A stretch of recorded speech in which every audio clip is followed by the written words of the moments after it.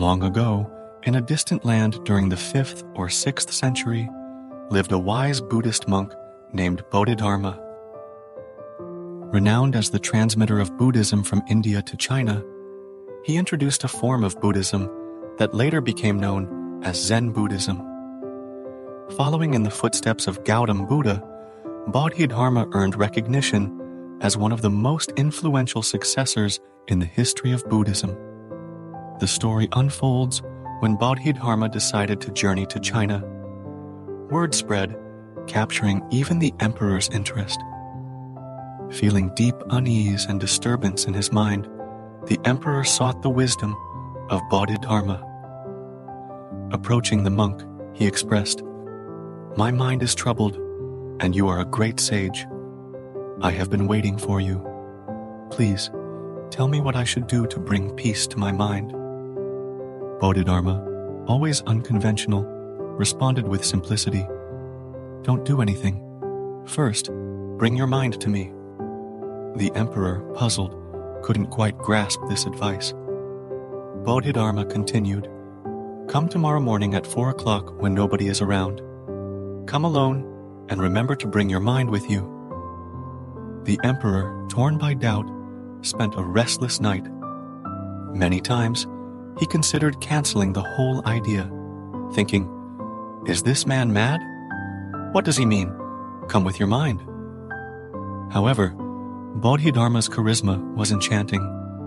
Despite the emperor's reservations, he decided, "Whatever happens, I must go. This man may have something valuable. He looks a little crazy, but I must see what can happen." So, before the break of dawn, the emperor arrived at Bodhidharma's place. The monk was sitting with his big staff, waiting.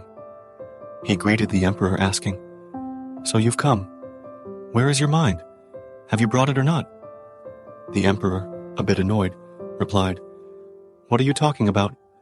When I am here, my mind is also here. It is not something I can forget somewhere. It is within me." Bodhidharma acknowledged, "All right. The first thing is decided. The mind is within you." The emperor affirmed, "Yes, the mind is within me." Bodhidharma then instructed, "Now, close your eyes and find out where it is. If you can find it, immediately indicate to me. I will put it at peace." Despite his confusion, the emperor followed Bodhidharma's guidance. He closed his eyes and embarked on a journey to find his own mind. The more he looked within, the more he realized he couldn't pinpoint his mind. Awareness dawned upon him. There was no mind. The mind, he understood, was just an activity, not a tangible thing. The absurdity of his quest became evident, and he comprehended that if the mind is not something tangible, nothing can be done about it. If it's an activity, then just don't engage in the activity. If it is like walking, then just don't walk, he mused. The emperor grasped that the mind is a cluster of thoughts, akin to clouds arising in the state of unconsciousness. With awareness and consciousness, the mind disappears. After some time, he opened his eyes, bowed down to Bodhidharma, and confessed, "Till that time, I did not search for the mind I used to bother. Now, when I search, I have found that there is nothing such as mind." Bodhidharma, with a knowing smile, remarked, "It means that I have put your mind at peace now." The monk advised the emperor to remember that whenever he felt unease, he should look within, find where the disturbance was, and upon searching, he would discover his own calm and peaceful self. Bodhidharma highlighted a prevalent issue in today's world: millions of people suffering from disturbing thoughts. These thoughts he likened to clouds that arise when one is unconscious. People suffer because they neglect to explore their minds.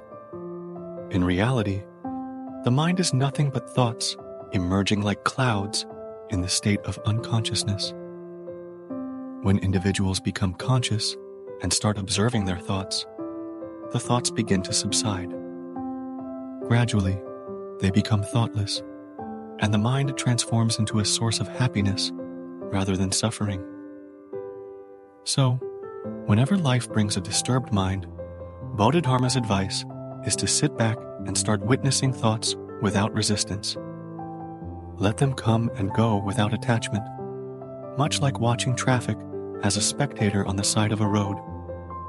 By gradually witnessing thoughts, they will subside, leaving behind one's true self, a peaceful and blissful state. And there, my friend, is the timeless story of how Bodhidharma guided an emperor to find peace within the chaos of his own thoughts.